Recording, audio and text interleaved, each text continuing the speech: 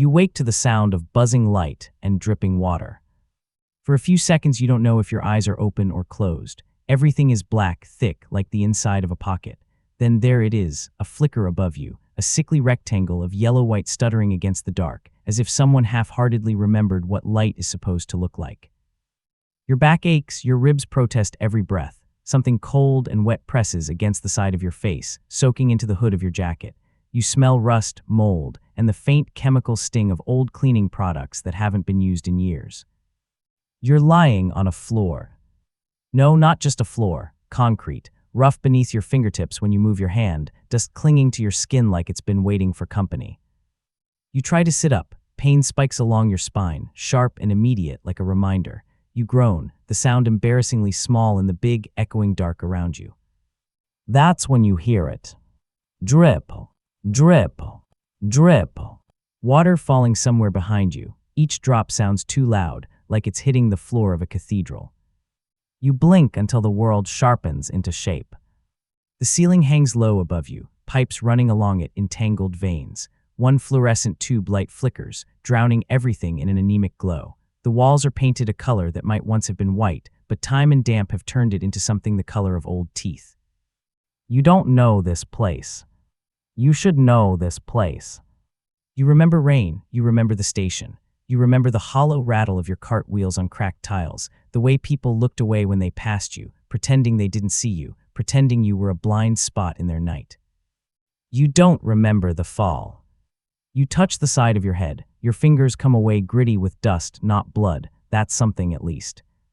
You push yourself to sitting, breath hissing between your teeth. Your left knee complains, but holds. You've had worse. You've had nights where the cold was a living animal clinging to your bones, nights where your stomach ate itself so loudly you were sure other people could hear it.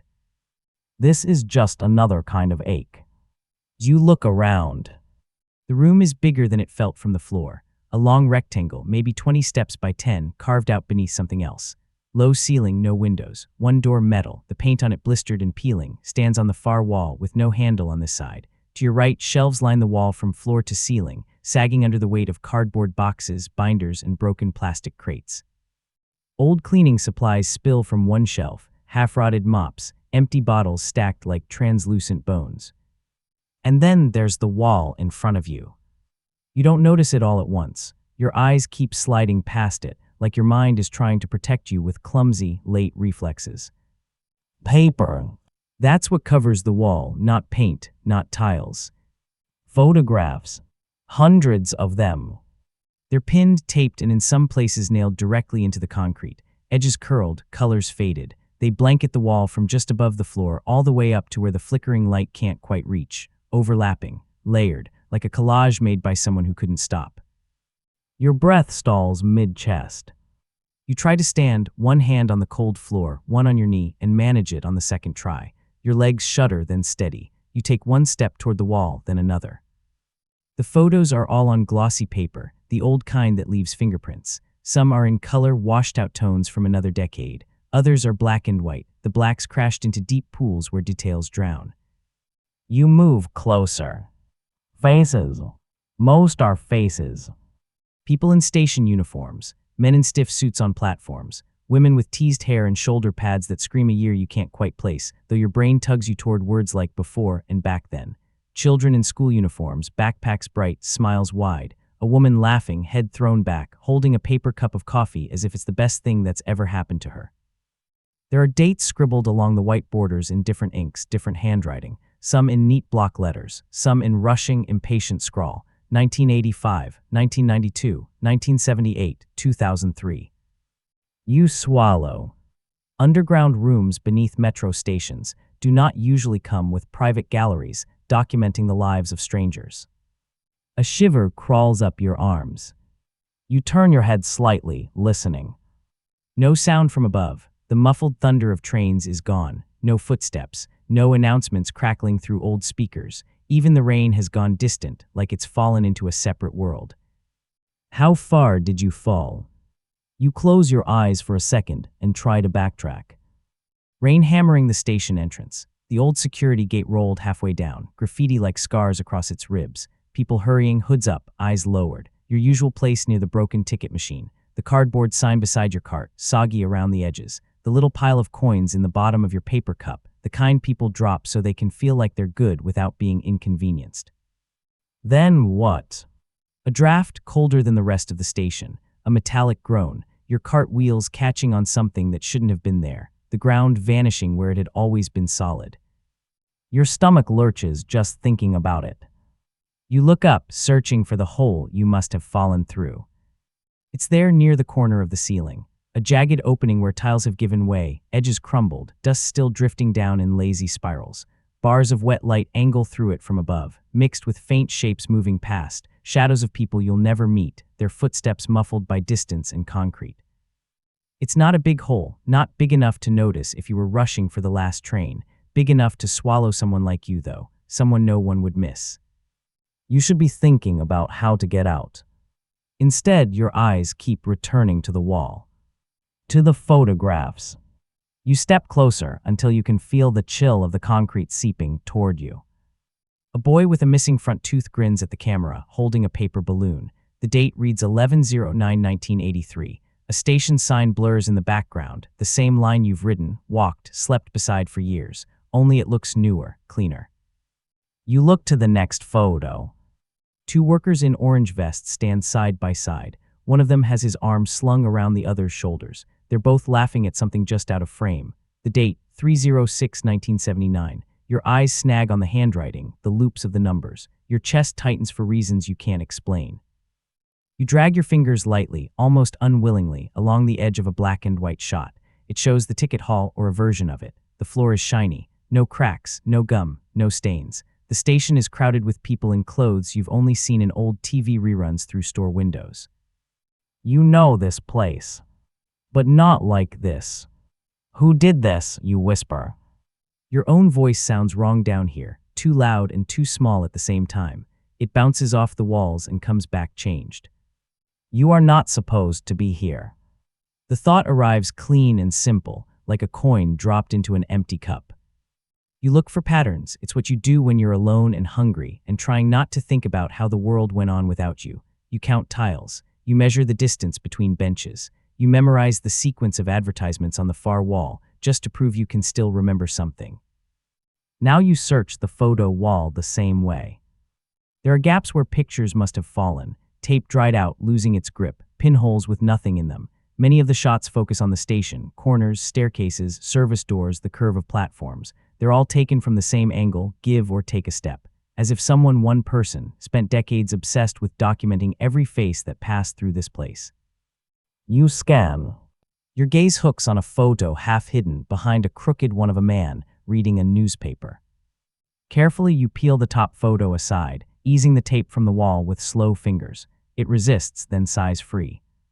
The hidden photo is smaller, the border more yellowed, the image softer, like it was taken on a cheaper camera. 3 children stand in front of a ticket booth.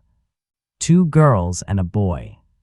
One of the girls is holding the boy's hand so tightly his fingers are turning pale. The other girl is staring at something to the left of the camera, something outside the frame. Her hair is in messy braids. Her coat is too thin for whatever season it is. The boy between them looks straight into the lens. For a heartbeat, your mind refuses to process what it's seeing. The world seems to tip, not enough to knock you over, just enough to make balance feel like a rumor. Because the boy, he has your eyes. Not in the vague way people sometimes say strangers resemble each other. Not in the "oh, he kind of looks like you" way. The angle of the nose, the shape of the jaw, the small scar on the left eyebrow, like a faint white comma. You've never seen this photograph before. You don't remember these girls. You don't remember owning a coat that clean, or shoes that new, or standing still long enough for anyone to aim a camera at you for anything other than suspicion. You lean closer, heart thudding, your breath suddenly something you have to manually manage. There's a date along the bottom border, written in blue ink. 2/14/1975. You stare at the numbers. One by one, they fall into place. That's impossible. You weren't even born then. Your pulse pounds in your ears so hard the room seems to vibrate. For a second, you actually think the light overhead is shaking. But no, it's your vision, quivering at the edges like the world is trying to tear itself along invisible seams. You squeeze your eyes shut. You tell yourself it's a trick of the light, a coincidence. Maybe you're projecting your own features onto some stranger's face because you're alone. You hit your head. You fell too far. You open your eyes again. The boy is still there, still holding that girl's hand, still staring back at you with your face. You look to the side of the photo. There's something else written there in smaller letters, almost smudged into illegibility. You squint. A name. You can make out the first letter, maybe the second. It could be your name. It could be something else entirely. Your fingers tremble as you reach for another photograph, ripping it free from the wall with less care this time. Another layer peels back, revealing another hidden image. More children, more station shots, more faces. You search for yourself. Somewhere in the back of your skull, a pressure grows, like someone is knocking politely from inside your own head. You don't know why you suddenly feel like you've walked in on something private, like you've opened the wrong door in a house that doesn't belong to you. Behind you, water keeps falling. Drip, drip, drip. You swallow hard and step back until your shoulders almost touch the opposite wall. The photos swim in front of you, thousands of eyes watching, dozens of decades compressed into one damp underground room that shouldn't exist. You're about to look away when another detail hooks you. In almost every shot, buried somewhere in the background, is the same door, a metal one, unmarked, painted the same tired color as the walls upstairs. It appears again and again, quiet, patient, always closed. You turn your head. It waits on the far side of the room, here too. Exactly where it is in the photographs. The same dents. The same scratches. The same faint, rusted outline where a sign once hung. You realize with a slow, creeping clarity that whoever took these pictures wasn't just documenting the station. They were documenting this. This door, this room, this wall. And you. Even before you were possible. Your throat refuses sound for a moment. When you finally manage to speak, your voice comes out hoarse. How long has this been here? You whisper. The room doesn't answer. But somewhere above you, a train passes. The vibration rolls through the concrete, a distant, familiar tremor that usually means nothing at all. Tonight, it feels like the city itself is shifting in its sleep, turning over, exposing a side of itself it never meant you to see. You can't remember falling through that grate. But you know, with the kind of certainty that makes your stomach twist, that you were not meant to find this place. Which raises a heavier, colder question. If you weren't meant to find it, why does it feel like it's been waiting for you? The room feels smaller now. Not because the walls have moved, but because the weight of what they contain presses inward, photos layered like sediment, decades of strangers staring from behind gloss and dust, and among them the boy with your face, the boy who shouldn't exist. You back away from the wall slowly, as if it might react if you move too fast. Your shoulder bumps a metal shelf, sending a spray of dust into the air like gray snow. You need to get out. You need air that isn't thick with mold and secrets. You turn toward the hole in the ceiling, your exit or maybe your entrance. The jagged edges look sharp enough to cut bone. The light from above is faint, blurred by rain and movement. People pass by, unaware that you're down here breathing in their forgotten past. You kneel and run your hands along the rough wall beneath the hole, searching for something, anything you can climb with. Your fingers slip on wet concrete. You find no foothold, no pipe low enough to grab. The wall is slick with condensation, like it's sweating. The only other exit is the metal door behind you. You look at it again. It's just a door. A badly painted, rust-kissed, heavy municipal door that leads to what? A storage tunnel, a maintenance shaft, another forgotten basement filled with things you're not meant to see. You take a step toward it. Your breath fogs in the cold air. Another step. Your hand rises, hesitates an inch from the metal. Something about the room feels like it's holding its breath with you. Then, clang. A sound above you. You freeze. Another clang, something heavy shifting against metal, the grate you fell through moving. You stumble backward instinctively, looking up. The light from the station wavers as shadows pass over the hole, fast, then slow, as if someone is pacing. A voice. muffled but unmistakable. Hello, anyone down there. Your heart jerks like it's been kicked from the inside. You rush under the hole, craning your neck. A flashlight beam stabs downward, slicing through the dust. You shield your eyes. The silhouette above leans closer, a transit worker, orange vest bright even in the rain-muted light. I heard something, the worker calls. Sounded like someone fell. Are you hurt? You open your mouth, but your voice catches on something. Fear, maybe, or disbelief that someone actually noticed you. I'm here, you call. I fell, I think. I can't get back up. The worker curses softly, shifting the light. Damn grate's loose again. Hold on, I'll radio for a ladder. Don't move. You nod even though they can't see you.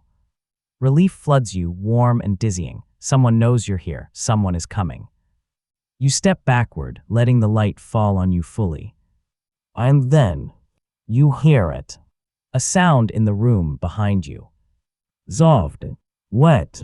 A whisper of motion, like a foot dragging across concrete. Your stomach tightens. Slowly, you turn your head. Nothing has moved. But the photographs, something about them is different. A single picture that was pinned near the bottom edge is now lying on the floor, face down. It wasn't like that before. You're sure of it. You walk toward it, each step cautious. The overhead light buzzes harder, casting the room in nervous pulses. Your fingers hover over the fallen picture, then pinch the edge and lift it from the floor. The backside is blank except for a faint water stain creeping across one corner. You flip it over. It's another image of the station, a long shot down the main platform. The benches look newer, the signs crisp, the tiles uncracked. But it's the foreground that steals your breath. A man stands facing the camera. A long coat. A hunched posture. A cart beside him, one wheel crooked. His head bowed just slightly, like he's listening to something no one else can hear. You stare. The image swims. Because it's you. Not the child this time. Not a coincidence. Not a maybes. It's you exactly as you are now, right down to the fraying stitch on your jacket sleeve. The date on the border reads 9/14/1989. The flashlight above jerks. Hey, you still with me? Your throat locks. Why, yes. But your eyes don't leave the photograph. Your pulse hammers so hard your vision blurs. This isn't possible. You press your thumb against the glossy surface, almost expecting the image to smear like wet paint. Instead, it stays, solid, real, quietly damning. Your hands tremble. You reach for the wall again, your eyes darting from picture to picture, desperate now, frantic, looking for more of yourself, more impossible reflections scattered through time like broken glass. There, another. A dozen faces, younger, older, thinner, exhausted, standing in crowds, passing through turnstiles, sitting on benches, staring into nothing. All you. In years you never lived. Rainwater hits the ground above in staccato bursts. The worker's radio crackles. Back up on the way, ladder in 2 minutes. You swallow hard and glance at the metal door again. The photos behind you feel like eyes. Watching, waiting, breathing. You don't want to open that door. You know you shouldn't open that door. Which is exactly why your feet begin to move toward it. A choice forms itself in the back of your mind. You can go back up, let the worker pull you out, return to the platform, to your cart, to the world that has never once asked where you came from or who you were before the streets claimed you. Or you can open the door. The door that has been following you across decades. The door that appears in every photograph like a silent witness. The door someone documented obsessively. The door that exists here, waiting, just a few feet from your outstretched hand. You stand before it. Your palm presses against cold metal. Behind you, the worker shouts, "Ladder S here, just hang tight." Your heart slams once, hard. Because the door clicks. All on its own. Unlocking. The door shouldn't be unlocked. Not on its own. Not after decades sealed shut. Not at the exact second someone above comes to pull you out. You freeze with your palm flat against the metal, every instinct in your body screaming in different directions. Run, open it, wait, breathe, don't breathe. The worker's voice echoes faintly from the hole above, distorted by distance and panic. Sir, you okay? Ladder S coming down. But his words feel like they belong to another world entirely, a brighter one, cleaner, where rain is just weather and not a warning. Down here, the air changes. The moment the lock clicks, the temperature dips, a subtle cold that wraps around your wrist first, then your elbow, then your throat. You curl your fingers around the door's edge. The metal groans under your grip. As you pull it open, a thin line of darkness widens, spilling out the smell of old stone and colder secrets. The hinges wail, a long, dragging note like an animal in pain. Behind you, the photographs rustle, not from wind, because there is none, but like something shifting underneath the paper. You don't look back. You step through the doorway. The hallway beyond feels like a throat. Narrow, damp, swallowing you whole. The only light is what leaks through the cracked room behind you, flickering in weak pulses. Your shadow stretches in front of you, longer than it should be, thin and trembling at the edges as if unsure it wants to follow. The air smells of mildew, cold concrete, and underneath that, something metallic. Not blood. Not exactly.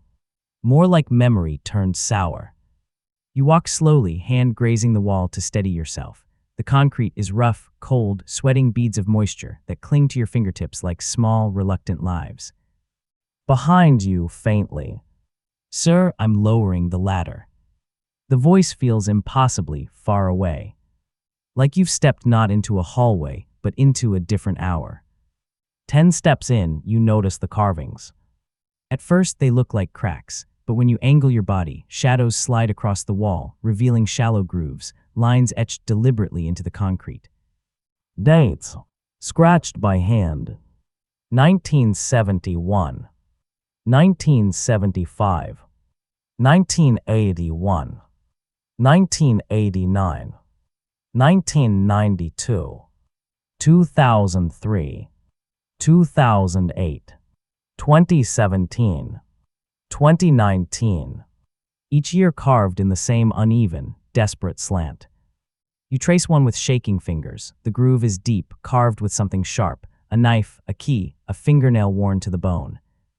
Your finger stops at 1989, the year on the photograph, where you saw yourself standing in the station long before you existed. Your breath thins. Who carved these? Why these years? Why only the years with photos of you? You take another step. Your footsteps echo ahead, caught in some unseen chamber that widens like lungs holding breath. Then you hear it. A scrape. Zovd. Not loud like metals. More like a shoe. Dragging. Your muscles lock. The sound comes from farther down the hall. Slow, rhythmic. One step, pause. Another step, pause. Someone is down here. You're not alone. You press yourself against the wall, pulse in your throat. The footsteps continue, growing louder, closer, as if whoever is approaching isn't in a hurry, as if they already know you can't reach the ladder in time. You whisper to yourself, turn back, go back, leave. But your feet hold their ground, or maybe the ground holds them. The dragging step comes close enough that you can sense a shift in the air, something passing through the hallway's cold. You whisper, barely audible even to yourself, who's there? The footsteps stop. Silence. A silence so thick it presses against your ribs. Then, a voice. Not loud. Not angry. Just confused. And familiar in the way a forgotten lullaby is familiar. Why did you come back? Your heart slams so hard your vision smears white. You don't recognize the voice, but it recognizes you. You swallow hard, who are you? The voice breathes once. You used to know. Your chest compresses around those words, something old and buried twisting awake. Your hand finds the wall again, needing the anchor. I don't remember. a fragile laugh scraping the edges of the dark. I know. The hallway light flickers behind you once, twice, then dies completely. Darkness folds over you like wet cloth. Your own breath is loud now, ragged, too human, in a place that no longer feels built for humans. The voice reappears, closer this time, close enough that you can sense the warmth of someone's exhale on your cheek. You weren't supposed to see the pictures. You stumble backward instinctively, fingers scrambling against the rough wall. We tried to keep you upstairs, where it was safer. Your voice cracks as you force out, "What is this place?" A pause thick with unspoken grief. The home. Your skin prickles so violently it burns. Before you can respond, something shifts. Light returns in a flicker behind you as the overhead lamp in the room you came from sputters back to life. For a split second, the hallway brightens enough for shadows to form. A figure stands a dozen feet ahead. Still, slumped, watching. Their face is obscured, but their silhouette is unmistakably human, though wrong somehow, as if angles have been rearranged. When the light flickers again, they're gone. Your heart strains against your ribs, desperate to escape the cage of your body. Behind you, a new noise cuts through the dark. Metal rattling. A voice shouting, "Sir, are you coming up or not?" The ladder. Your exit. The figure does not reappear. But you hear something else now. Something behind the door at the very end of the hall. A slow, steady thud. Like someone knocking. Or something trying to get out. Your choices collapse into two sharp points. Run back to the ladder and escape. Or keep going toward the final door. Your pulse answers before your mouth can. You take a step forward. The knocking is slow, patient.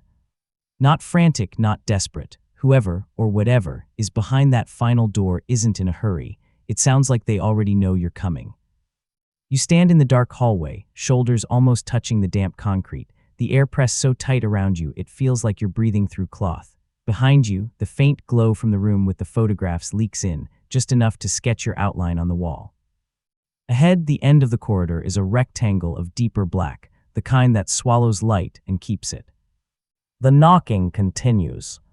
Thud. Pause. Thud.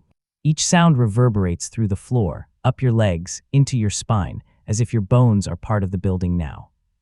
Above, a voice calls down again, distant, impatient. "Sir, this is your last call. I can't stay here all night."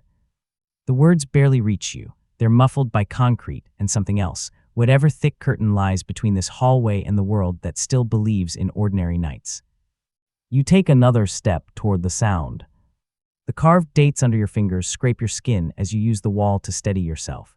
You feel 1975 snag your palm, 1989 grazes your knuckles, 2003 brushes your fingertips. Each groove seems to hum with a history you don't remember writing. You whisper, "How many times have I walked down here?" The hallway doesn't answer. But you feel the idea land somewhere deep, like a stone dropped into a well with no bottom.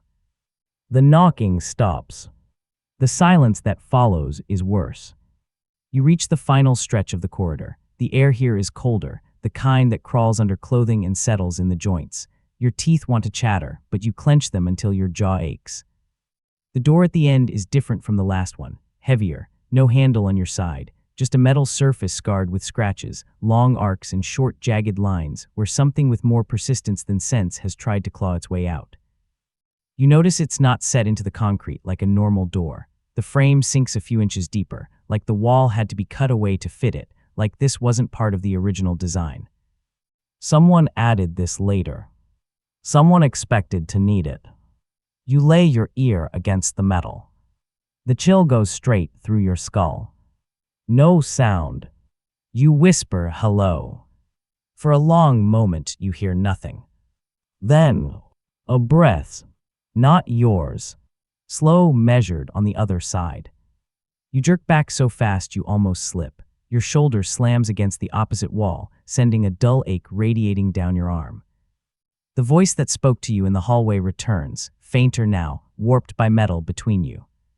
You shouldn't open that. You swallow, throat dry enough to crack. Then why bring me here? The answer comes after a pause thick with regret. We didn't bring you. You always find your way, eventually. Your skin prickles. What is this? Some kind of tunnel, old storage. A bitter smile laces through the voice, even though you can't see the mouth that makes it. You still want neat words, labels. You always clung to those. Tunnel, storage, shelter, experiment. You never liked the real name. Your pulse stutters once. You latch onto the unfamiliar word, experiment. The voice exhales, the sound fogging unseen air. You should go upstairs, let them pull you out, let it end there for once. The possibility floats in front of you like a life preserver. You could turn around, climb the ladder, go back to the station and its cheap fluorescent lights and its indifferent crowd. You could spend the rest of your night sleeping near the half-broken ticket machine, your life safely confined to one timeline, however fractured. But the photographs. The dates carved into the wall. The image of you in 1975. All of it presses against your back, nudging you forward. You rest your palm flat against the cold door. Tell me what's behind this, you say. Your voice is low, steadier than you feel, or I open it. A beat of silence. Then the voice answers, softer than before. You already did, that's why we locked it. Your legs feel unsteady, like the hallway turned into a moving train without warning. You rake your memory, searching for any scrap that matches this place, this voice. Nothing. Just a void where a childhood should be. You push. At first, the door resists, like it remembers the last time. Then slowly, it yields. Metal grinds against the frame, a low groan that vibrates through your bones. The air on the other side spills into the hall. It smells wrong. Not rotten, not chemical. More like dust that hasn't been allowed to settle, like time has been scraped up and left hovering, never quite finishing the motion of falling. You open the door just wide enough to slip through. The room beyond is larger than you expect. For a second you think you've stepped outside, because the ceiling arches higher than any basement should, ribbed with old beams that curve like the underside of a bridge. The space is dimly lit by hanging bulbs in metal cages, each one emitting a faint amber glow, just enough to sketch shapes without granting full clarity. The walls are lined with shelves, but not like the cluttered ones in the first room. These are ordered. Every object has a place. No cardboard boxes here, just rows of thin, flat binders and labeled metal drawers, each tagged with stenciled numbers. In the center of the room stand 4 hospital beds. Empty. Rust spots bloom along their frames. The wheels are locked. Thin, cracked mattresses sag in the middle like they remember weight. Leather restraints still hang loosely from 2 of them. Your stomach turns. There's a sound, faint and repetitive, weaving under everything like a second heartbeat, the steady ticking of multiple clocks. You look up and see them arranged around the room, small, round clocks mounted above the shelves, each one showing a different time. Some are stopped. Some still move, their second hands twitching. You walk farther in, shoes whispering over the dusty floor. The door swings closed behind you with a heavy thud that feels altogether too final. You flinch, turning back. The hallway is gone. The door is still there, yes, but the crack where you squeezed through has vanished. The seam has sealed itself into a smooth line of metal. Your throat dries out. You grab the wheel lock, shake it. The metal refuses to budge. A tremor climbs your spine. You're not trapped, you tell yourself. You just haven't found the way out yet. You face the room again. The closest bed holds something you didn't notice from the door. A small object rests on the pillow, half buried in dust. You approach slowly, each step measured, like sudden movement might wake whatever memories lie here. It's a photograph. Of course it is. You pick it up. Dust streaks off under your thumb, leaving a clean diagonal across the image. This one is of the station. It's of a child lying in a bed just like the one you're standing beside. Thin arms, dark hair splayed across the pillow, eyes closed. Wires trail from their temples to a machine just out of frame. Electrodes. You've seen them once, years ago, through the open door of a clinic you weren't allowed to enter. There's a mirror on the far wall in the photo. In its warped surface, faint and ghost-like, you see the reflection of a man in a long coat watching the child. You look more closely at the child's face. Your ribs feel too tight. You know that face. It's the boy from the station photographs. The boy who looks like you. You tilt the photo, angling it toward the nearest hanging bulb. No date written on this one, no cheerful scribble on the border, just a single word scrawled in block letters on the back. Subject 7. A rush of dizziness blurs the room's edges. You put the photograph down carefully, as if it might shatter. The clocks tick on. Somewhere above, muffled and distant, a train rumbles past. It feels wrong to hear something so normal bleeding into this place. You move to the nearest shelf. Each binder's spine bears a handwritten number preceded by the same word, subject, 1, 2, 3, 4, 5, 6, 7, 8. The numbers keep going into the 20s, into the 30s. Some binders are missing, leaving gaps. Your hand hovers over subject 7. You don't want to open it. You already know.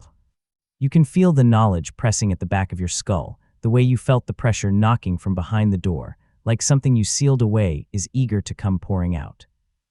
You slide the binder from the shelf anyway. It's heavier than it looks. The cover creaks when you open it. The first page is yellowed, the edges crisp. Typed lines march across it in neat rows, interrupted by handwritten notes in the margins. You read the first line. Subject 7 admitted to facility following unexplained temporal dislocation event at metro station. Your mouth goes dry. Temporal.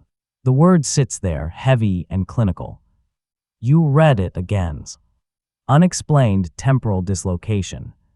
Your heart trips. Your thumb smears the ink slightly as it presses harder into the paper. You skim downward. Estimated physiological age, 10. Claims no memory prior to appearance on platform. Genetic markers suggest anomalous replication pattern. Initiating controlled exposure to station stimuli to test recursion thresholds. The room seems to tilt. The bulbs overhead swing slightly, or maybe that's just your vision dragging the world with it. You aren't seeing the words as sentences anymore. You're seeing them as flashes. A boy standing alone on a platform, people walking around him as if he's made of smoke. Hands in white gloves fastening straps over thin wrists. A voice overhead announcing trains that never arrive. A clock that never matches any other clock. You stumble back from the shelf, binder still in hand. Your breath becomes something you have to negotiate for. Each inhale a bargain your lungs may or may not accept. The voice that led you down here speaks again, closer now. You remember the bed, don't you? You turn. The figure stands between two of the hospital frames, half lit by a hanging bulb. You see more of them now. A man you think, hair gone thin, shoulders sloped as if the room has been leaning on them for years. His face is not quite clear. Light seems to slide off it in certain places, like the edges don't always line up with where they should be. He watches you with an exhaustion, so deep it feels like an extra weight in the air. You manage, who are you? His gaze flicks to the binder in your hands, then back. Once, he says quietly, they called me doctor. The word shivers in the room. Now, he adds, I'm just the man who stayed when everyone else left. You swallow, the motion scratching your throat. Did you do this? You gesture with the binder, pages trembling, to me. He flinches, not much, just a small tightening around the eyes, but you catch it. I did a lot of things, he says, most of them because they told me we were saving you. Your laugh comes out more like a cough, pretty sure you skipped that part. He looks away to the nearest bed, as if seeing someone else lying there. You were never supposed to end up on the street, he murmurs. You were supposed to be watched, recorded, brought back whenever you slipped. Your skin crawls. Slipped. He nods once, slow. You don't travel like other people, not in straight lines. You fall through cracks, through moments. The station is full of them. It made you, or kept remaking you. We never understood which. Your grip on the binder tightens until your knuckles pale. You hear your own voice, distant, like it's coming from a speaker in some other room. How many times have I been here? The doctor studies you for a long moment. You want the truth, he asks. The word truth digs cold fingers into your chest. You nod. He lifts one weary hand and gestures toward the wall behind you. You turn. You hadn't really looked at it before, too distracted by the beds and the clocks and the binder in your grip. This wall is different from the others. No shelves, no equipment. Just rows and rows of tally marks carved into the concrete. Clusters of 5, hundreds of them, maybe thousands.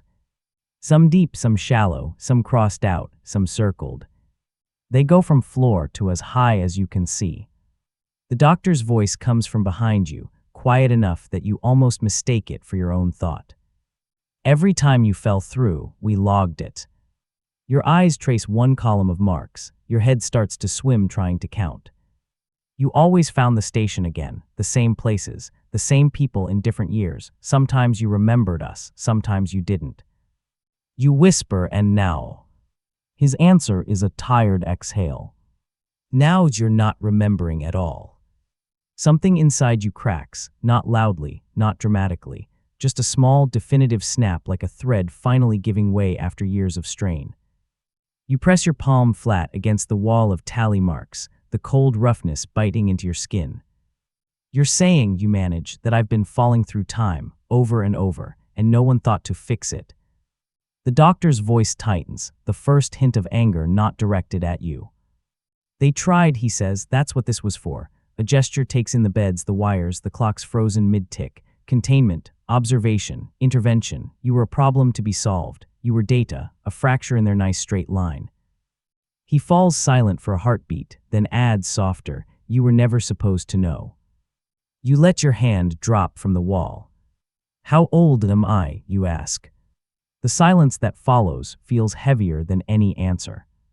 Physically, he says at last, somewhere in your 40s, he swallows. Chronologically, I don't think the number would help you. You close your eyes.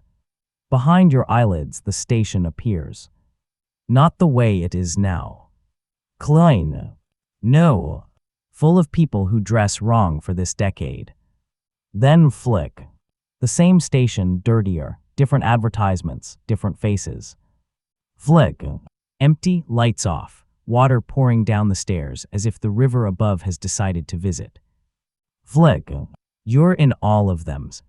Sometimes visible, sometimes a reflection, sometimes just a shadow that doesn't match the angle of anything around it. Your eyes snap open. I want to see everything, you say. Your voice doesn't shake. The doctor studies you like he's seen 100 versions of you ask the same thing. Still, something in his expression fractures. You always say that, he murmurs. Then he nods toward a metal drawer beneath the shelf of binders. The recordings, he says, they're on tape, old reels. We kept them when they shut us down. I thought if you ever made it back this far again, you'd finally watch. You stare at the drawer. You feel the weight of 1,000 tally marks behind you. You feel the closed seam of the door trapping you in this room. For the first time, a thought surfaces that you hadn't dared shape fully before. What if there is no ladder back this time? What if this is the last stop? Your fingers move anyway, reaching for the cold metal handle. The drawer slides open with a reluctant screech, revealing stacked reels of tape labeled with dates that span decades. On the top one, written in a handwriting you recognize from the station photographs, are 3 words and a number. The tape feels heavier than it should. Not physically, its plastic frame is light, the reels inside rattling softly when you tilt it. But there is something about the label, the handwriting, the date that isn't a date, something that presses down on your chest like a weight meant for someone much stronger than you. Subject 7, first arrival.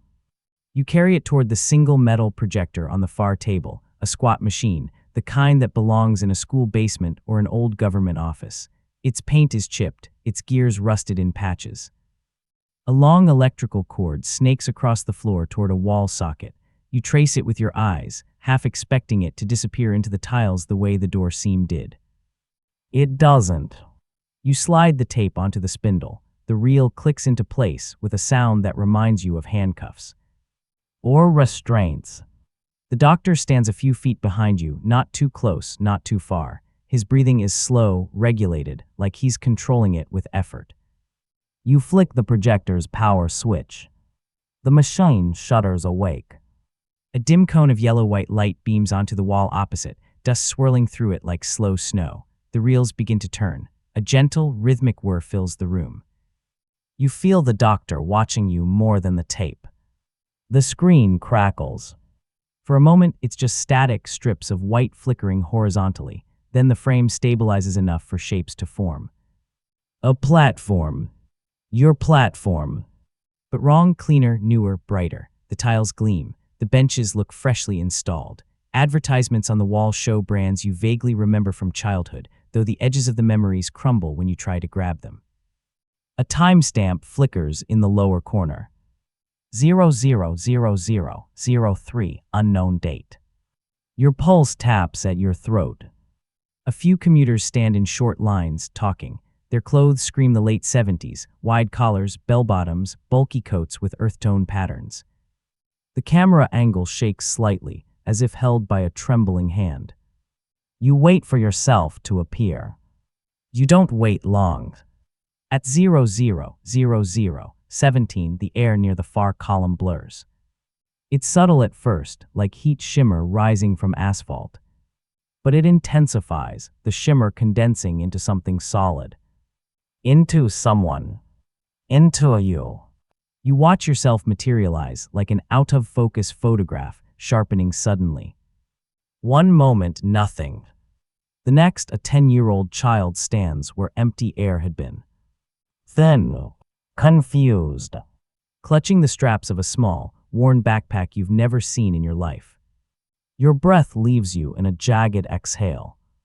The child you blinks around, dazed, mouth parting as if trying to speak. Passers-by don't scream, don't recoil, they just hesitate, a few step back, confused but not horrified. Some point. One woman covers her mouth. A man kneels to you, saying something too soft for the audio to catch. Then people gather, a small crowd forms, someone calls for help. You lean closer to the screen, involuntarily. The camera shifts, someone pushing through the bystanders. The doctor appears on screen. You glance back at him in the room. He hasn't moved, but his shoulders sag at the moment his younger self steps into frame. Young him crouches next to the child you. His mouth moves, though the tape has no sound, but the gesture is unmistakable, soft words, reassurance, a hand offered but not forced. Child you flinches at the touch. You remember nothing of this. But the boy on the screen remembers something, because his eyes, your old eyes, are wide not with fear of strangers, but fear of recognition. He knows that man. Even if you don't. On screen, the doctor's younger self lifts the boy's chin gently, studying him like a puzzle piece he's seen before. The timestamp jumps. 000341. The boy is on a stretcher now, rolling through a maintenance corridor you've never seen from the outside. Workers hurry beside him. The doctor holds one side, looking grim, determined. Childu jerks up suddenly, eyes wide, trying to get off the stretcher, fighting the straps they've fastened. Their face contorts. Your breath catches. But not the same phrase as earlier. This time your lungs simply misfire, collapsing inside your chest as if refusing air.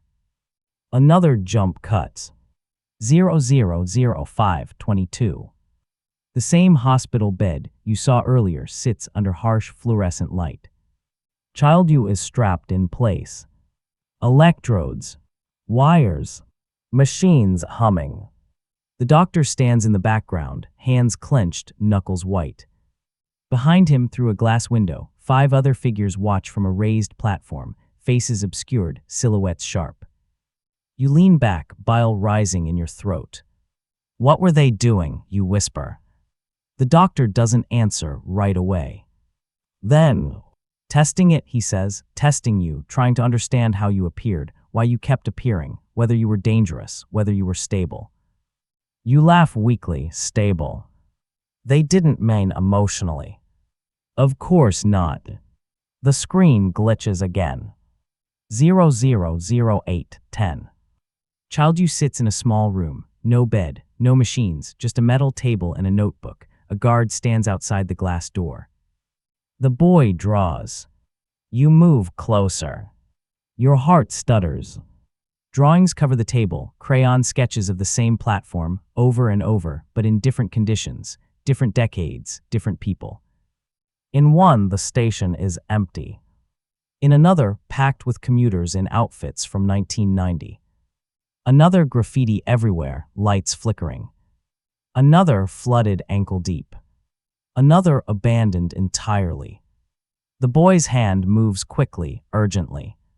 Young you is drawing places you hadn't lived yet. You reach toward the screen without meaning to, fingertips brushing cold concrete under the projected image. Why didn't you tell me, you whisper. The doctor's voice sounds like it's collapsing inward. We did. His breath trembles. You just didn't remember. The tape jumps to its final minute. The camera points at the boy in the bed again. The electrodes are gone. The restraints unbuckled. Someone off-screen speaks, fuzzy, low, impossible to distinguish. Child U sits upright, fists clenched in the sheet. Then, he screams. Or something like a scream. There's no audio, but his mouth opens with such raw terror it vibrates through your spine anyway. Lights burst overhead, white flashes that fill the screen like lightning. The air around him ripples. The bed rattles. The doctor lunges forward, reaching. Too late. The shimmer returns. The boy dissolves. Not violently, not painfully. Just vanishes the same way he came, like a photograph burned away by invisible flame. The machines crash silent. The lights dim. The timestamp freezes. 0010:00. Then the film burns out. The final frame bubbling, melting, fading to orange light and smoke. The projector stutters and dies. Darkness folds over the room again. You stand completely still. No breaths. No movement. No thought strong enough to rise above the static roaring in your skull. The doctor doesn't speak. He waits. When your voice finally returns, it is not a whisper. It is not a question. It is something like the cracking of your own ribs as truth forces its way out. Where did I go, you say slowly, when I disappeared? The doctor closes his eyes, and the air in the room shifts. Heavy, expectant. Because whatever comes next is worse than anything on that tape. He doesn't answer at first. The projector's afterimage still stains your vision. White bed, small body, rippling air, like it's been burned directly onto the back of your eyes. When you blink, the frame is still there, a ghost that refuses to leave. Where did I go, you repeat, when I disappeared? The clocks around the room keep their stubborn ticking. Some fast, some slow, some stopped. Together they create a jagged rhythm, like a dozen different hearts trying and failing to beat in sync. The doctor leans against the nearest bed, one hand gripping the metal rail so tightly his fingers blanch. His face looks more solid now, less blurred by your panic. You see the deep grooves on either side of his mouth, the way his eyes shine without quite spilling over. You always ask that, he says quietly. You wait. Sometimes sooner, he continues. Sometimes later. Sometimes you scream it at me. Sometimes you whisper. Once you carved it into the wall until your nails bled. Your gaze finds the tally marks again along the far wall. Under the crowded scratches, you notice words carved deeper, half obscured by overlapping lines. You step closer. The letters are uneven, cut with something blunt. Where do I go? Right there beneath your fingertips. You pull your hand back as if the stone is hot. I'm asking now, you say. Your voice sounds different. Fled. Tired. Like you've already heard the answer in another lifetime and are just waiting for it to catch up. The doctor studies you for a long moment, then straightens. It's not one place, he begins. Not a heaven or hell or another planet, that's what they wanted to call it. Destination, something clean, something measurable. He shakes his head. We tried to map it, gave it names, phase space, temporal gap, intermediate state, but it's messier than that. You wait, palms damp, fingers curling unconsciously at your sides. Think of a train line, he says, a simple one, just two stops, A and B tracks run between them. People like to think time is like that, to be childhood to old age, yesterday to tomorrow. You picture the metro map upstairs, printed on peeling plastic, lines of color threading across a stylized city. You, he says, are not the train. You look up sharply. You're not even the passenger. You're the track plate that keeps getting loose, the point where the rails don't quite line up, the place where everything shakes when a train passes. You stare. That's not an answer, you say. He exhales through his nose, a brittle sound. When you disappear, you don't go to somewhere else, he says. You go to everywhere that hasn't decided what happened yet. The room seems to tilt. I don't. Do you remember, he cuts in gently, those moments on the platform, the ones where everything felt fuzzy, like the world couldn't quite commit? You do. You remember days when the same woman walked past you twice in 2 minutes wearing different coats. Mornings where a poster on the wall kept changing every time you glanced at it. Nights when a train arrived both empty and full at once, until you looked too closely and it snapped into one reality and the other dissolved like steam. You thought it was exhaustion, hunger, street-worn madness. You weren't hallucinating, he says. You were brushing up against the in-between. You swallow, tongue thick. The in-between of what? His gaze doesn't waver. Of versions, he says, of choices, of all the ways that station could have been, all the ways you could have been. When you vanish, you fall into that fog, a place where the story hasn't picked a shape. You feel suddenly unsteady, like your body is 3 seconds out of sync with itself. What happens to me there, you ask? He lowers his eyes. You drift, he says, you flicker. Anchor points try to pull you, people you're connected to, places that remember you. That's why you keep showing up at the station in different years. It's your strongest hook. It's where they first caught you. A memory surfaces, not a clear image, just a sensation. Cold tile under bare feet, a voice echoing from everywhere and nowhere. The feeling that your skin didn't fit right, like it was meant for someone else. Sometimes, he continues, you arrive near people who knew you. A woman who swore she'd seen you as a child 30 years ago. A man who insisted you used to work night shifts with him before the war. You're a recurring note in their lives. They don't understand why, but they feel it. And then one day, you're gone again. Your mind spins, trying to grip any one idea long enough to tame it. So I'm a glitch, you say. The corner of his mouth twitches, a humorless echo of a smile. You're not a glitch, he says. The glitch is everything around you. The station, the experiments, us. His hand flexes against the bed rail. You're more like the symptom, the fever, the thing that shows us how sick this timeline is. You're not making this better, you mutter. He doesn't argue. You walk away from the beds, from the clocks, from the open drawer of tapes that now feel like open graves. At the far end of the room, next to another shelf of binders, hangs a mirror. At least it looks like a mirror. The glass is old, its surface speckled with black spots where the backing has decayed. The frame is metal, bolted directly into the wall.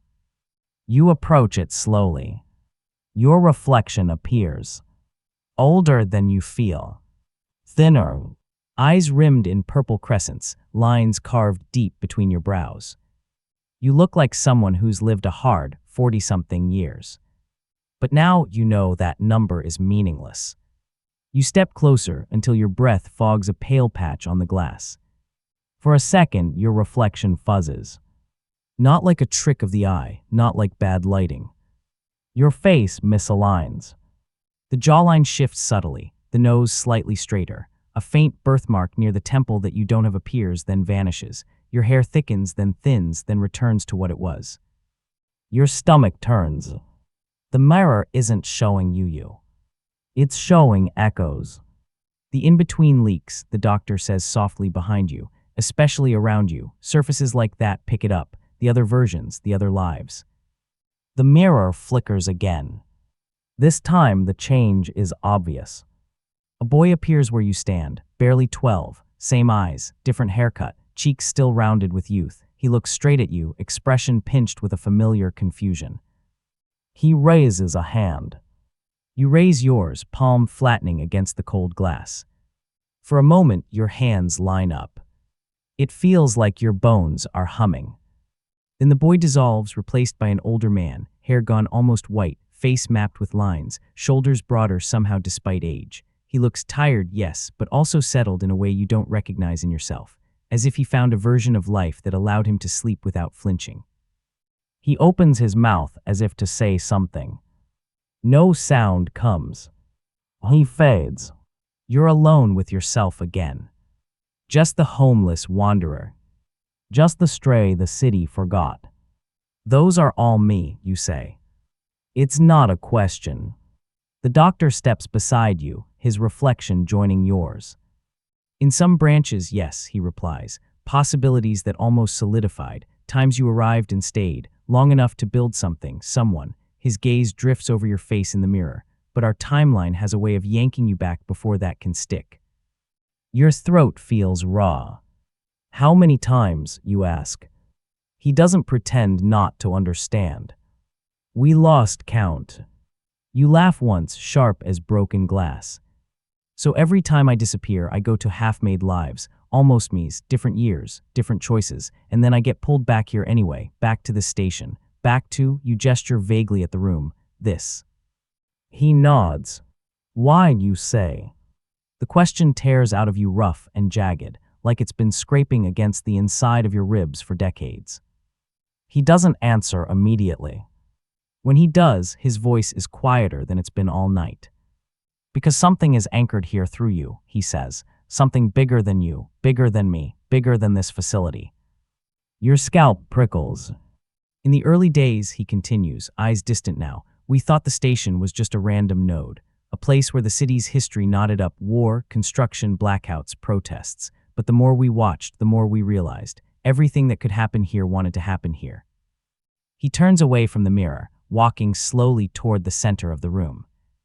You were the first person we saw move between those versions, he says, not just forward, not just backward, sideways, diagonal, through possibilities like pages in a book someone can't stop flipping.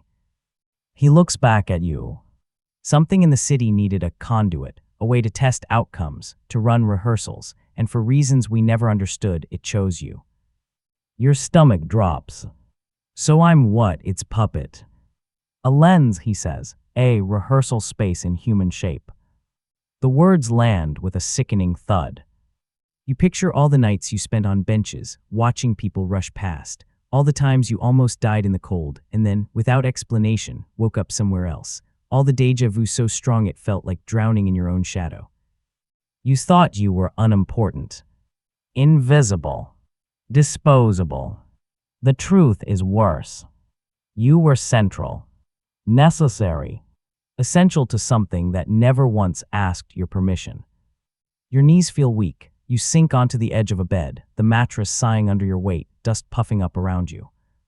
A question crawls out before you can stop it. Did you ever try to stop it? The doctor meets your gaze. We tried to keep you, he says. We tried sedation, restraints, isolation, anything to stop you from slipping, long enough for us to study, to map, to maybe fix. He looks at the empty straps hanging from the bed beside you. Every time, he says, you still vanished. The harder we held on, the more violently you were pulled away. Once the entire room went with you, lights, equipment, 2 beds. They never came back. You stare at the floor. Something inside you starts to fracture, not in a sharp shattering, but in a slow, grinding collapse, a glacier giveaway instead of a window pane.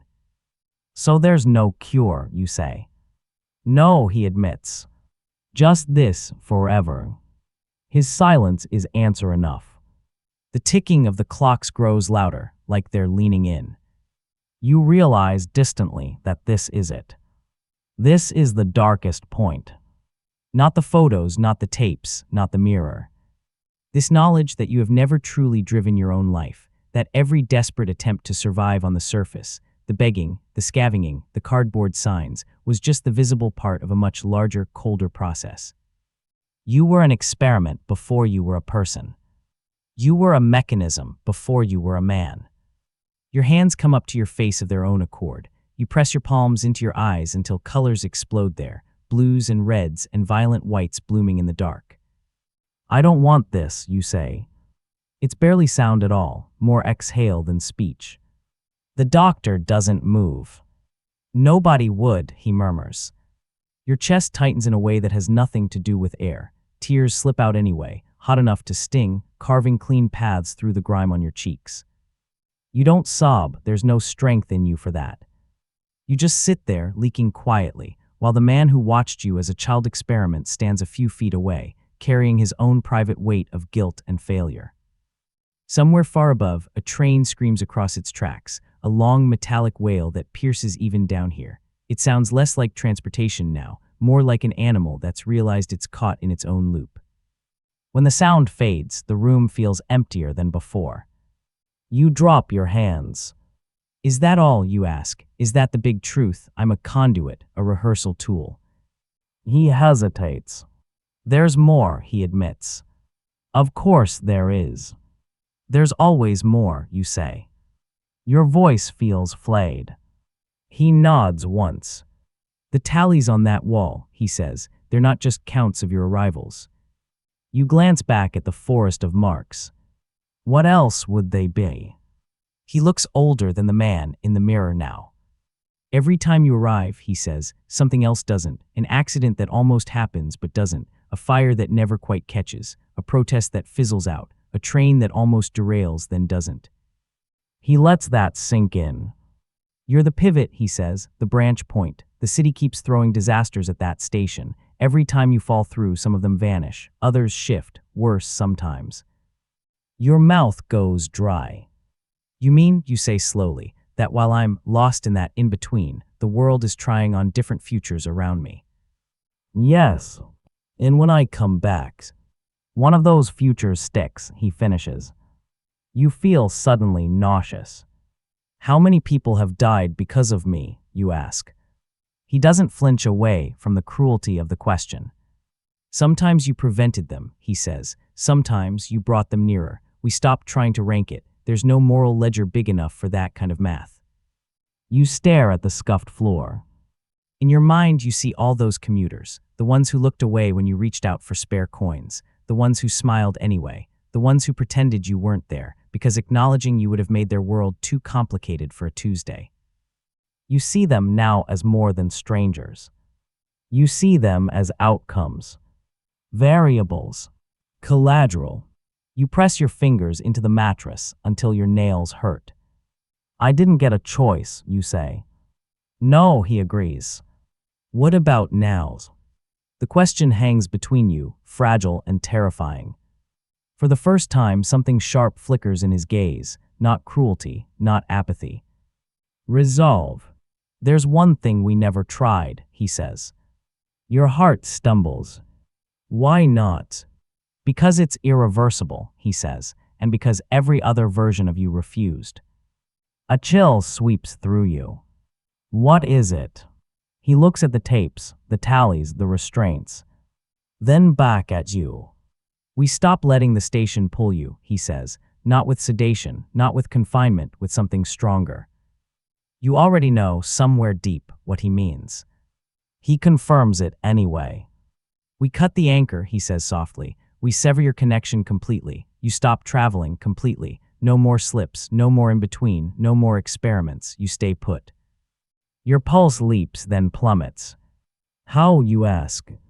Even though you're not sure you want to hear it. His eyes lock on yours. We kill you, he says, here, in the room where it began, before you can vanish again. The words drop into the silence like a stone into a lake, sending ripples through every fragile thing inside you. For a long moment, nothing exists but the echo of them. No clocks, no trains, no breathings. Just that proposal, that threat, that mercy. You stare at him. He stares back. You said every other version refused, you manage. They all ran, he says, or slipped away before we could even ask it properly. Some attacked me, some begged me to try something else. Some just disappeared mid-conversation, like the timeline itself was offended by the idea. You swallow against the dryness in your throat. And if I say yes? His answer comes without hesitation. Then this is the last time, he says. No more arrivals, no more first days, no more tallies. He steps closer, close enough now that you can smell him. Old coffee, antiseptic that never quite leaves, a trace of cigarettes clinging to his coat from another era. You die once, he says very quietly, instead of 1,000 unfinished times. Your heart beats so hard it's almost painful. You realize this is the first choice that's actually yours and yours alone. Stay in the loop. Or let it end here. A part of you wants to laugh. After all that talk of timelines and temporal fractures, it comes down to something that simple, that brutally ordinary. Live. Or don't. The room waits with you. Somewhere deep in the concrete, the station hums. The city shifts. The future lines forward. The doctor holds your gaze, and for the first time, you see something like pleading in his eyes. Decide quickly, he says. You're starting to blur at the edges again. You look down at your hands. They are trembling. Not with fear, with a looseness. Your skin seems slightly transparent around the fingers, like the air is examining where you end. You realize with a sharp jolt that he's right. You're slipping. Again. And this time, you might not come back to this version at all. You stare at your hands. The skin loosens at the edges, not peeling, not dissolving, but softening, like fresh paint disturbed before it dries. The tips of your fingers waver as though each one is deciding whether it still belongs to you. The pull is starting. The suction, quiet, invisible, patient, has begun threading its fingers into your outline, tugging gently but insistently. You don't have long. The doctor watches the shimmer creeping along your wrist, jaw tight. His voice is steady, but only in the way a crumbling building can look steady, right up until it gives way. You feel it, he says, not a question. You nod once. The motion blurs slightly. Yes, it's happening fast now. Like an undertow sucking at your ankles. You take a step back and your heel clips the leg of the nearest bed. The metal rattles, the restraints dangle. You stare at them, brown leather cracked with age, edges dark from old sweating skin. This is what they used. This is how they tried to hold you. You touch one strap with the back of your knuckle. It's cold, stiff. Your knuckle passes through the edge of it for a fraction of a second. Just a thin slice of you slipping out of phase.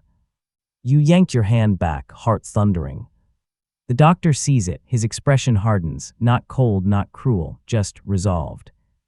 It will take you any minute now, he says. If you vanish before you decide, you'll wake again in some other version, some other year, again and again, until the tally marks fill the ceiling too. He gestures toward the massive forest of scratches. You look at them. Hundreds, thousands, uncountable. All you. All your arrivals, your recursions, your reappearances. Your endless unsolved life. You take a breath, it shivers, not from cold or fear. From disruption. Your lungs don't align perfectly for a moment. You cough and the cough echoes oddly, like a delayed signal arriving a beat too late. You lift your gaze back to the doctor. Show me, you say, if you mean to kill me, if that's really the only way, show me how. He doesn't move at first. Then slowly, very slowly, he reaches into the drawer beneath the middle bed and withdraws a small metal device. Not a knife. Not a syringe. Not a gun. A switch. A toggle switch set into an old portable control box, no bigger than a paperback book. A cracked label beneath it reads, Analog interrupt, local anchor override. The letters are faded. One corner of the label is curled, the adhesive giving way under years of damp. He holds it with both hands, palms trembling not with fear, but with age and gravity. You gesture toward it with your chin. What is that? The doctor lowers his gaze to the device, thumb resting lightly on the switch. It cuts the station out of you, he says, just for a fraction of a second, enough for the loop to break, enough for the world to finish deciding what happened to you. And what happens to me? He meets your eyes. You die. You exhale sharply, a weak laugh escaping despite yourself. It's almost elegant, you say. Kill the anchor to kill the effect. It's not elegant, he says. It's murder wearing a lab coat. You look away to the clocks on the walls. Their ticking is wrong, everyone out of sync with the others, each telling a different time. One reads 3:09, another 7:24, another 12:01. One has no hands at all. You pick the closest clock and listen. Tick, tick, tick. Then suddenly no tick. Your hand wavers again, the brief shimmering distortion rippling up your forearm. Your arm returns to solidity with an unpleasant snap sensation inside your elbow. You wince. The doctor sees it. You're half in already, he says. You won't hold shape much longer. You take a step toward him. Your foot touches the floor a fraction of a second after you feel it touch. The lag is growing. Why me, you ask? Why am I whatever I am? He shakes his head. We never found the cause, a birth event maybe, a moment of fracture, a temporal pressure point. The universe makes mistakes sometimes, but sometimes it makes experiments. Your jaw tightens. Am I a mistake, you say, or an experiment? His eyes drop. Both, he whispers. The air in the room ripples like heat haze, even though the cold sinks deeper into your bones. You stare at the device in his hands. That thing will end it, you state. Yes. Do it now. He doesn't move. Do it, you repeat harder. He takes a small step back. Not until you're sure, he says. Every version of you begged for more answers, more time, more explanations. You shake your head. I don't want more answers, you say. I want one clean ending. A crack bursts across your vision. Not outside you, inside your sight. As if your perspective trembled in its frame. Your tongue goes numb for a second. Your vision slows. Not the world you're processing. Like your brain is getting bad reception. The doctor's voice reaches you, warped but intact. It's happening. If I don't throw the switch now, you'll slip. You blink slowly, fighting the drag. Then throw it, you rasp. He lifts the device, holds it at chest height, stares at you with something like parenthood behind the exhaustion. Tell me it's what you want, he says. Your body flickers. You feel it. A sensation like falling sideways through your own ribs.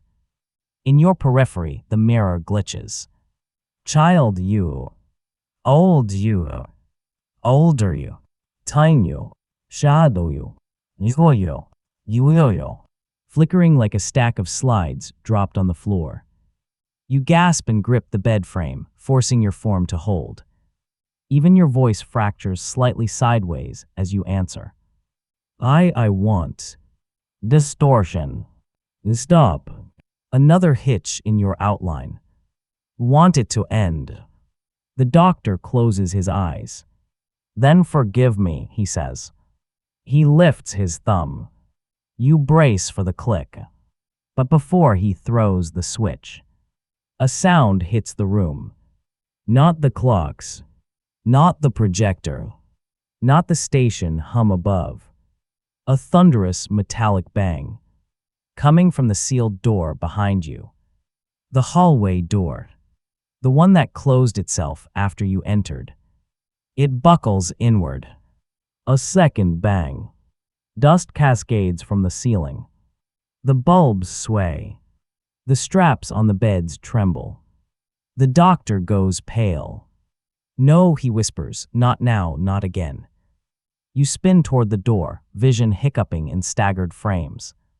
Something is on the other side. Something heavy. Slow. Deliberate. The doctor grabs your arm. His hand passes briefly through your sleeve before solidity snaps back around it. You have to decide now, he shouts. If that door opens, the timeline chooses for you. You stare at the sealed metal. A third hit.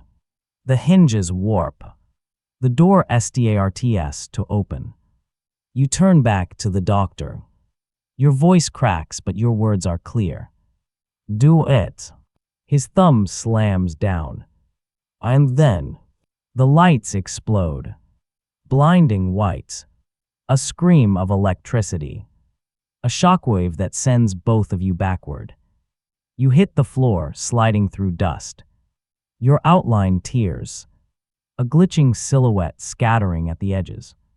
The device drops from the doctor's hand and clatters across the tiles. You hear him scramble for it. Hear him shout your name. Hear the door burst open. And then, the pull takes you. Not gently. Not patiently. With violence. With finality. Your whole body twists, stretches, shatters into shards of yourself pulled in 1,000 directions. And you vanish. There is no falling this time. No lurch. No stomach in your throat. No sense of plummeting between versions of yourself. Instead, you tear. Like someone grabbed your outline and pulled sideways, not down. Your bones become sound. Your vision becomes static. Your heartbeat becomes a flicker. Then, silence. A silence so complete it feels carved. You exhale without meaning to. The air around you is wrong. Still, thick. Taste of concrete dust and cold iron. When your vision steadies, you're on your hands and knees. Tile beneath your palms. Smooth cline. Warmth from overhead fluorescence, humming a low monotone. You blink until the blur sharpens into a place you know. The station platform. But empty. No commuters. No announcements. No flickering screens. No rumbling trains. Just you. Completely alone. You push yourself upright slowly, spine sick with residual distortion.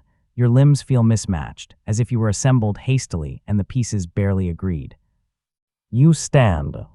The emptiness presses outward in every direction. You turn your head. And that's when you see it. The station isn't abandoned. It's unfinished. The walls are only half tiled. Some columns are skeletal steel. Rails aren't laid. Tools sit where workers must have left them. Wrenches, gloves, opened crates. Construction lights flood everything in sterile white. This is the station still being built. Your stomach flips. This is before it ever opened. You stagger backward, breath catching, then reforming. You look down the platform. A huge cloth banner hangs across the unfinished turnstiles. Grand opening, June 12, 1968. You whisper the year aloud. You've seen photographs of that era on the walls, but never been here yourself. Until now. You swallow hard and turn, and nearly scream. Someone stands at the far end of the platform. Not a figure emerging from shadow. Not a silhouette. A man alone, still waiting. He wears a long dark coat, hands folded behind him, posture erect. His hair is neatly combed, his shoes clean enough to mirror the lights. He doesn't move, but he watches you. Even across the vast, empty platform, you feel the weight of his attention, like a hand pressed gently against your chest. You whisper, "Doctor," because for a moment he feels familiar.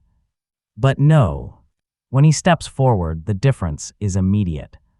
He carries himself with precision, with purpose, each stride measured in exact lengths, not human ones. His footsteps echo sharply, too sharply, as if the acoustics of this version don't know how to soften sound yet. You back away despite yourself. He approaches until he stands a few yards away. Only then does he speak. His voice is smooth. Come, unhurried. You're earlier than expected. You phrase. What who? He tilts his head slightly, studying you with a mild curiosity far more unsettling than hostility. You should not be here yet, he continues. Not in this branch, not at this time. Your throat tightens. This is not someone lost in the timeline. This is someone who belongs here. Someone who is not surprised by temporal fractures. Someone who expected you. You force yourself to speak. You know, Mace. A faint smile touches his lips. Intimately. Your stomach turns. He gestures loosely to the unfinished hall around you. This is where it began, he says, not for the station, for you. You shake your head slowly. No, I arrived in the 70s, the 80s, the 90s. You arrived, he interrupts gently, because you first left from here. His words sink into you like ice. Left, you repeat, left where? He raises his eyebrows, almost amused. You don't remember. You force yourself to hold your ground. Then tell me. He takes a step closer. Up close, his features sharpen, and something about them prickles your spine. They're almost yours, a different angle, a different decade, a different life. Older, calmer, polished, like a version of you that never slept on the street. Never starved, never fractured. A version that lived a whole life uninterrupted. He sees the recognition in your eyes, and he approves. Good, he says softly, you're starting to see. You whispered you're me. He nods once. Or he corrects, you are me, or I am you, whichever tense helps your mind survive this conversation. Your pulse stutters. A misfire of disbelief and nausea. He gestures at the empty tracks.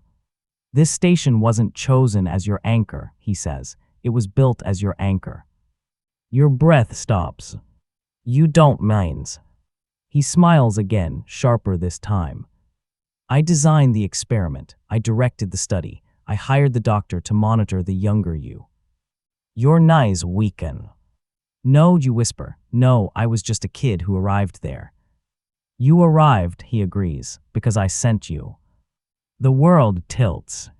You fell through that day, he says, because I pushed you, because I needed to test whether the fracture would pull you back to me. Your voice comes out shattered. You used me. I used us, he corrects. The floor under you seems to warp.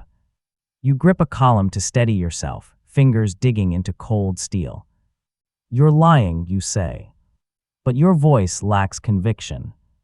Because under the horror, the dread, the betrayal, something else stirs. Recognition. Your reflection in the mirror, the older version. The confident one. The determined one. You see that same expression on this man's face. I fixed our life, he says calmly. I gave us purpose. I studied the fracture, traced its origins, learned how to manipulate it. Without me, you would have wandered forever. Without me, you would be a ghost. You shake your head violently. I am a ghost. No, he says, stepping closer, voice soft but absolute. You're the prototype. Prototypes, you echo. He gestures to the unfinished station around you. The steel beams, the machinery, the clean, unsullied tracks. This hub was engineered to contain you, to observe you, to refine the process. Every version of the station in every decade is a test chamber. You were the catalyst, the anomaly, and the mirror. You whisper for what? He smiles fully now. For the others. Your body chills.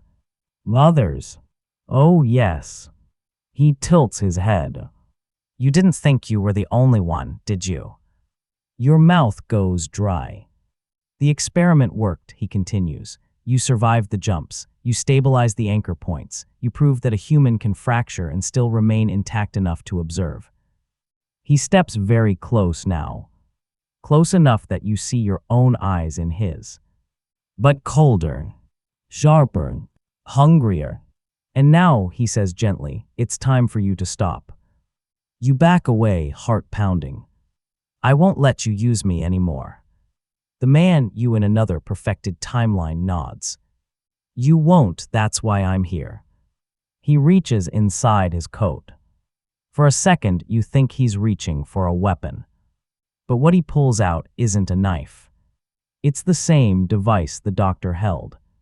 Smaller, sleeker, upgraded. He holds it out as if offering medicine to a sick child.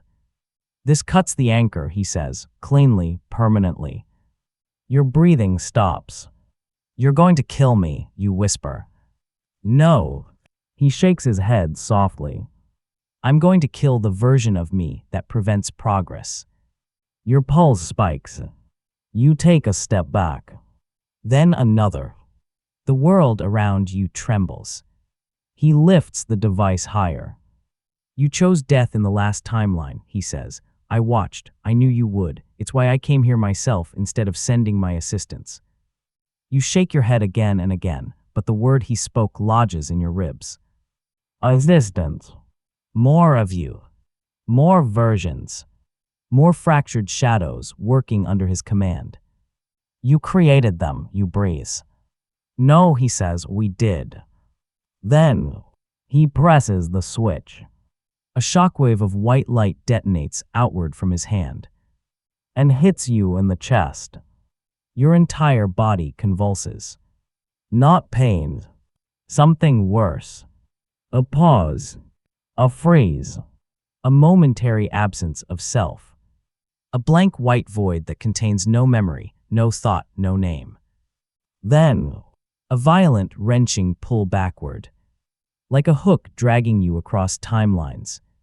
And you collapse to the platform floor, gasping, arms shaking uncontrollably. The man watches you fall. His voice is calm as rainwater. It's time, he says, for the old version to end. He lifts the device again, aiming directly at your heart. The device hums in his hand. A soft, rising whine, like a tuning fork pressed to your nerves. He advances one deliberate step at a time, boots echoing across the unfinished platform. Your platform. The first platform. The place where the fracture began. Your chest still spasms from the first blast of the anchor cut. Your heartbeat skips, catches, restarts, stutters, each rhythm slightly out of time with the last. You scramble backward on the tiles, palms skidding on dust.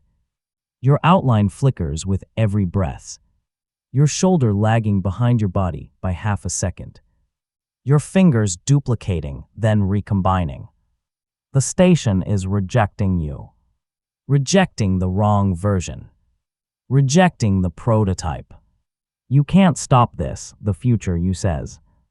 Not cruel, not gloating. Just factual. As if he's reporting the weather. He lowers the device slightly, almost kindly, so you can see the switch again. The same mechanism the doctor once held. Only perfected, streamlined, built with decades of refinement. It only hurts for a moment, he says softly. I made sure of that. You choke out a laugh. It's raw, cracked, painful. You're going to mercifully kill yourself. His lips curve faintly. I'm pruning a branch. A malformed one. A version that cannot stabilize. An echo that shouldn't exist. Your breath goes shallow. Your voice breaks into fragments. I didn't ask to be born this way. Neither did I, he replies. He steps closer. The tile under his heel crunches. Some small piece of debris crushed under precision. But the difference, he says, is that I made something of it. You tremble. Not with fear. With the pull. Reality is tugging at your edges again, trying to drag you sideways into some other unfinished timeline. You feel one of your ribs twist out of alignment and snap back. You groan. He watches with detached sympathy. That's why you must end, he says. You can't survive the transitions. You tear, you blur, you scatter. He crouches down, eyes level with yours. You wander. I evolve. The device rises. You raise a hand to shield yourself, even though it's pointless. Your fingers phase through your own arm, as if you tried to grab smoke. Don't fight, brother, he murmurs. You stare at him. No, you whisper.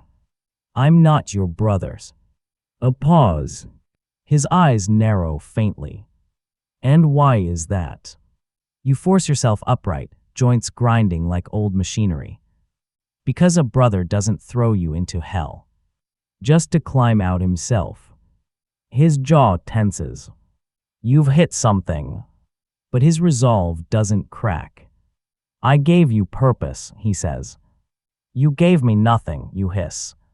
You made me homeless. You made me lost. You made me disappear. Again and again and again. Just so you could stand here with your perfect coat and perfect timeline. And call me the mistake. Your voice rings sharply across the empty station. His expression shifts. Not guilt. Not shame. Annoyance. You were always emotional, he says, always drowning in the feeling of things. That's why you could never stabilize. That's why I had to take control. And that's why you're not human anymore, you spit. His nostrils flare. The device rises again. I have no more time for this. You know it's true. Your body is blurring harder now. Your foot dissolves at the edge, then returns, then splits into two possible positions. You're fracturing in real time. He steps forward. And then, the lights go out. All at once. Not dimming. Not flickering. Extinguished. A blackness so complete it feels thick enough to taste. You suck in a sharp breath. You hear him inhale too. Quiet, controlled, but surprised. Then, above you, far overhead, the station's massive ventilation ducts groan. Metal stretches. Air pressure shifts. The station is waking up. Not this station, the timeline itself. You hear a faint whir behind you. You turn. Slowly. Shapes appear in the dark. Reflective surfaces catching the emergency lights as they warm. Photographs. Not on a walls. Floating. Dozens of them. No hundreds. Little squares drifting in the air, swirling like leaves caught in a slow, invisible wind. Every timeline you ever flickered through. Every version. Every arrival. Every failure. Every almost life. Every reflection. They're all here. Your life unfolding as a deck of cards that refuses to stop shuffling. You hear your future self hiss under his breath. Not now, not this. He raises the device, aiming at the photographs in the air. The hum grows fierce, but the photographs accelerate, circling faster, forming a spiral around you, colliding into each other, merging, splitting, recombining. Each image flashes across your vision. You begging outside a bakery. You asleep in a stairwell. You as a child clutching a notebook. You as an old man watching rain through cracked windows. You running. You falling. You drowning. You laughing. You screaming. You disappearing. You see 1,000 versions of yourself in one breath. The station trembles. Glass cracks overhead. A beam flickers into existence above you. A structural element that shouldn't be there yet. From a future version of the station. Reality is collapsing inward, converging all timelines at the point where you stand. Your perfected future self shouts, "Stop, you'll collapse us both." You can barely hear him. The photographs rush around you faster, forming a vortex. A tornado of your possible selves. In the spinning blur, one image slides past your face. You, sitting at a table, laughing with someone you love. A life you never lived. Another image strikes your shoulder. You older comer carrying groceries through sunlight. Another, you hugging someone. Their face is blurred by light. Another, you standing at a grave. You don't know whose. You're crying but whole. Present. Real. You reach out. Your hand passes through the photo and it dissolves into you. Merging. A piece of a life you lost. Another photo strikes you. Then another. Then another. Each one a fragment of a life not chosen. A possibility. You feel them sinking into your chest, burning like sparks landing on dry leaves. Your future self screams. Stop absorbing them, you'll destabilize everything. You turn to him. Your voice is no longer shaking. You were wronged. About you. About the fracture. About the anchor. About everything. You didn't build the station to contain me, you say. The air vibrates with power. I built it.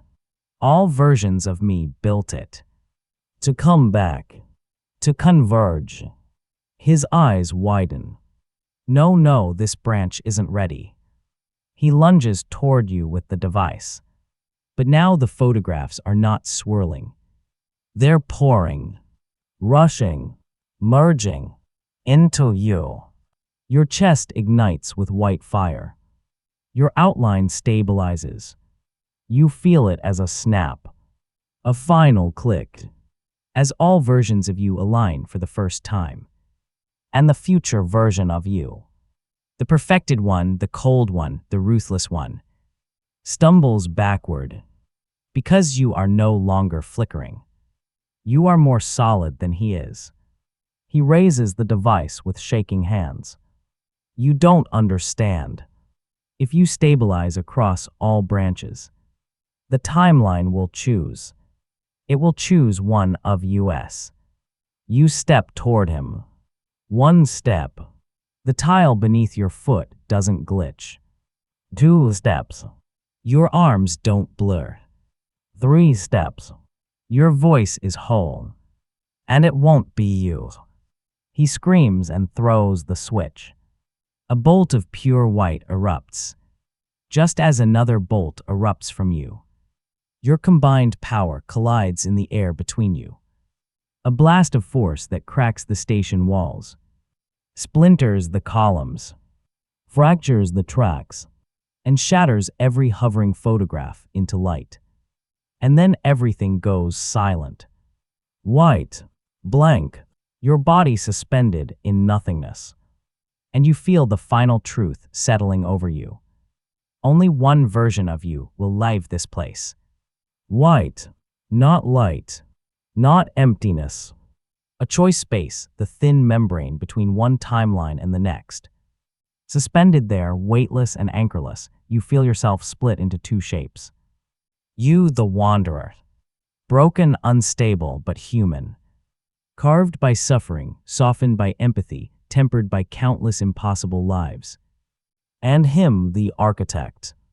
The perfected future version. Sharper, colder, focused to a cutting edge by ambition and control. 2 versions of the same fracture. 2 answers to the same question. Only one will remain.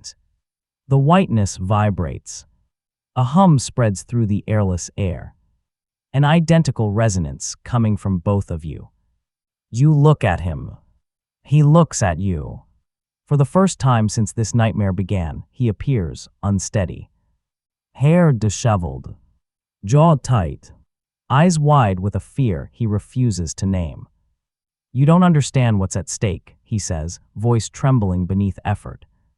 If you survive this convergence, everything I built collapses. Every experiment, every tether, every stabilized timeline. You don't flinch. Good. His face twists. Anger. Shock. Sorrow. You'll doom us all. You shake your head slowly.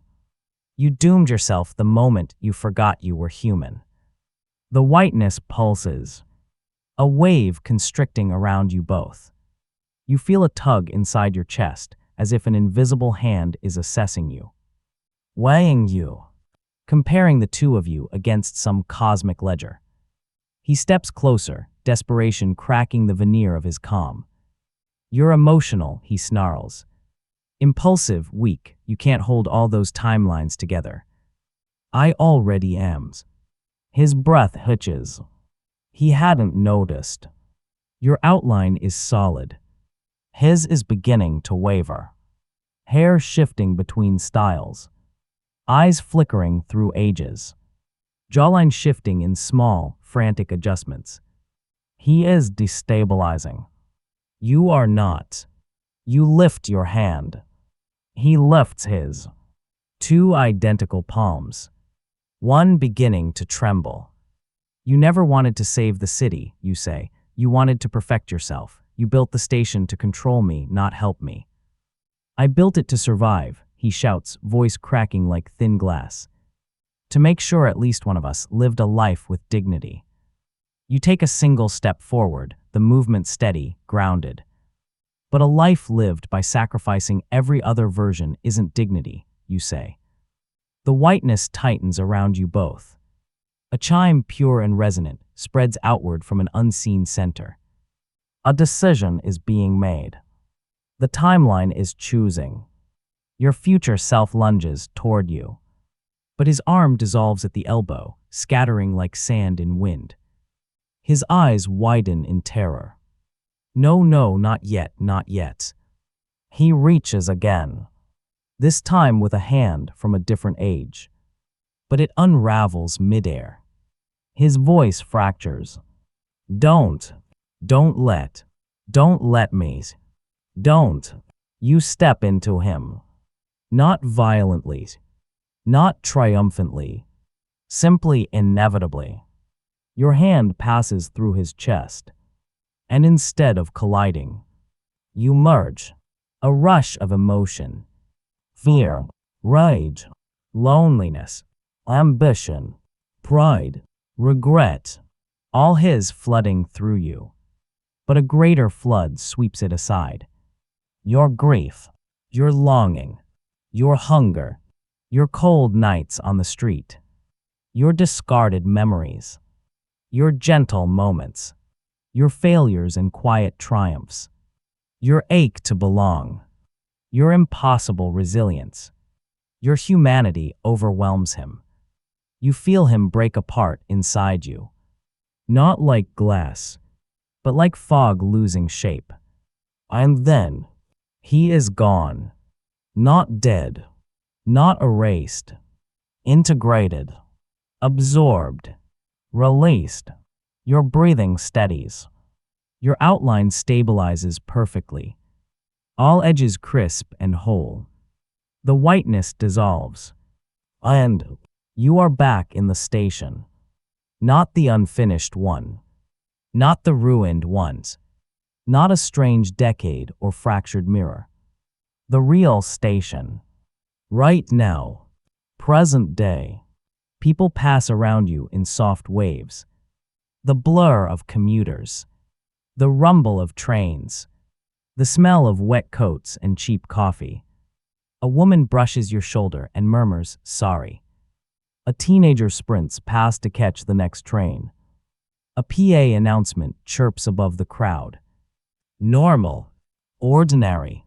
Whole. You look down. Your body is solid. No blurrings. No lag. No flicker. You touch the nearest column. The cool tile feels real. You inhale. The air tastes like life. A transit worker nearby glances at you. Really looks at you. Not past you. Not through you. Hey, he says, you okay? You pause. Then, for the first time in longer than any timeline can measure, you smile. Yeah, you say softly, I think I am. You step forward. Not pulled. Not pushed. Not falling. Just walking. A man in a crowd. A life with no fracture tugging at your ribs.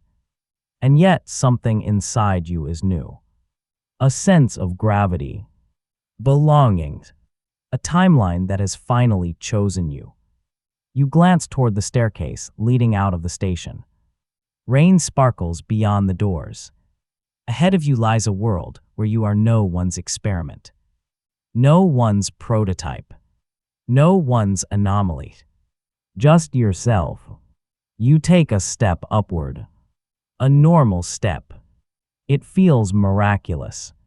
At the top of the stairs, sunlight breaks through the rain clouds. Soft gold, warm. You whisper to no one and everyone. I'm here. And the world answers by simply letting you stay.